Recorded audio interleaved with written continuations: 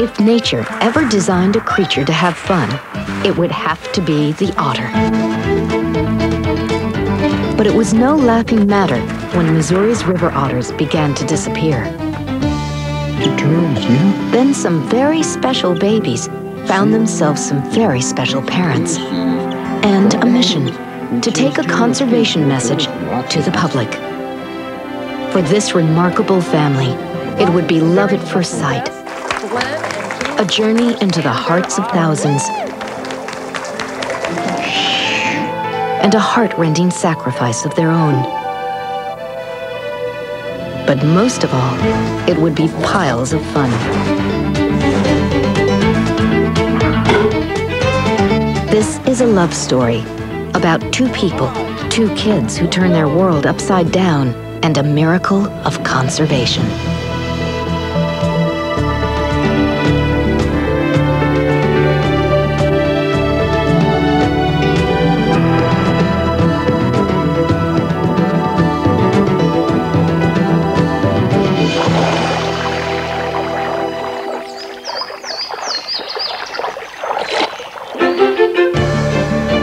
In the heartland of Missouri, the air is alive with the sounds of homecoming. Giant Canada geese, once endangered here, are back. And biologist turned cinematographer Glenn Chambers is here to greet them.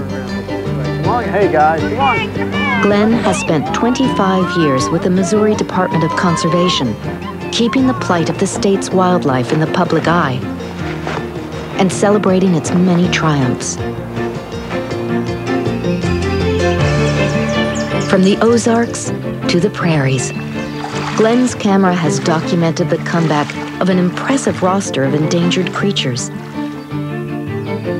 The wild turkey, the white-tailed deer, and the fantastic paddlefish.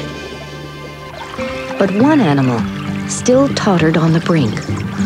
Our otter population had really been hurt badly. Our wilderness was gone, and they had suffered a lot from overtrapping. And we were down to like 70 animals in the whole state. The fight to save the otter would make a boyhood dream come true. Well, I used to fantasize when I was a little boy about maybe someday having an otter, and I never ever thought it would happen. Then along came the Otter Restoration Program, and wow, here is a dream come true.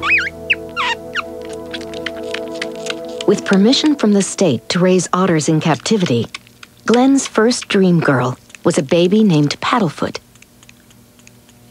She was such an endearing animal, and I had no idea when she walked into our life that it was going to be a long, long, sweet romance with otters from then on. Glenn's plan? To have his otters take the conservation message to the public. After all, who could resist a face like this? Hi, Pods, come on up. She's 8 months old. For 5 years, Glenn, Paddlefoot, and a second adoptee, Babyfoot, crisscrossed the state, enlisting a new and thoroughly enthusiastic crop of otter advocates.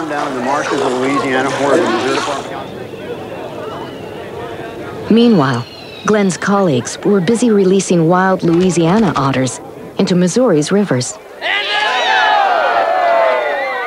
Conservation Department embarked upon the most aggressive otter restoration program ever undertaken anywhere.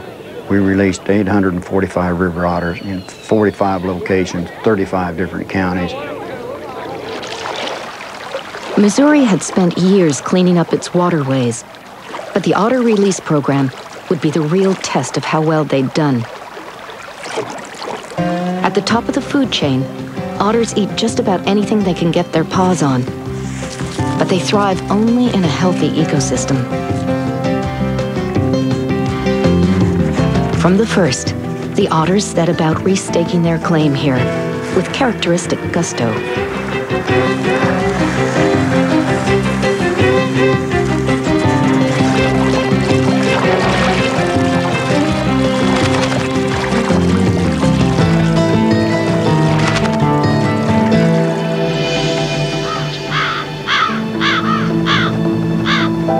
This winter morning, finds a mother-to-be out house hunting.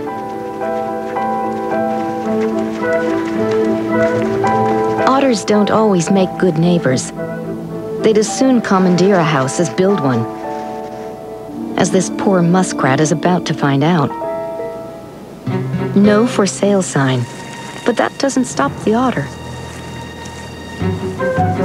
The little muskrat puts up a spirited defense, but she's soon had enough of pushy neighbors and sets out in search of less contested real estate. The otter begins renovating. And in a muskrat lodge turned otter nursery, the waiting begins. In March, the river sheds its winter whites. All around, creatures are greeting the sun and welcoming a new generation.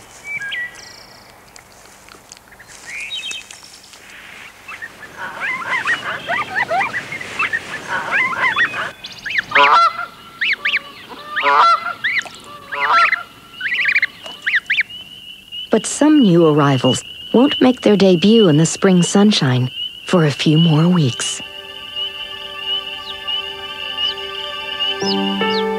Inside the old muskrat lodge, a litter of 10-day-old otter pups nestle against their mother.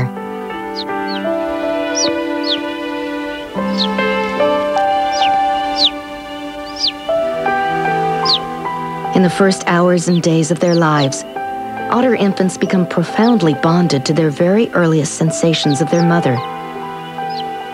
Her smell, her touch, and once their eyes open, her face.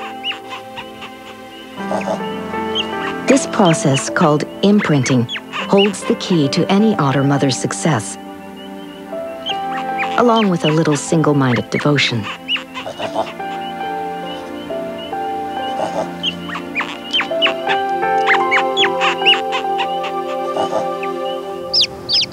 At the Chambers household, the lessons of nature are being closely heeded.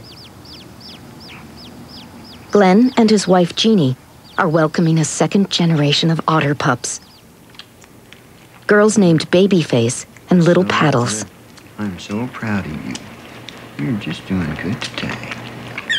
Born in captivity in Louisiana, these babies will soon become spokesmen for their kind.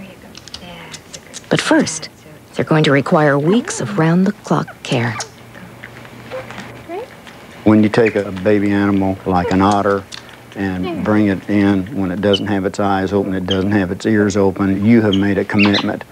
And then it doesn't stop, it only starts. For the imprinting process to take, Glenn and Jeannie must provide all a mother otter does, including swimming lessons. Yeah. Okay. Easy. Okay. Keep your head up. Here we go. Get your head up. There you go. Oh boy. You look like a wet otter to me. Remarkably, otter babies are often afraid of the water. But Little Paddles clearly has complete faith in Jeannie. It's love at first sight because they are so cute and so endearing. And they're so responsive to your touch and to your voice. And it just makes you feel good all over.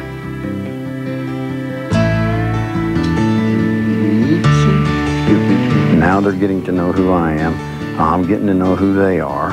And by the end of that period, we'll be able to do things that are just remarkable as far as them following, because they're going to consider Jeannie and I caregivers, and it's just like mom and dad. They're where we are.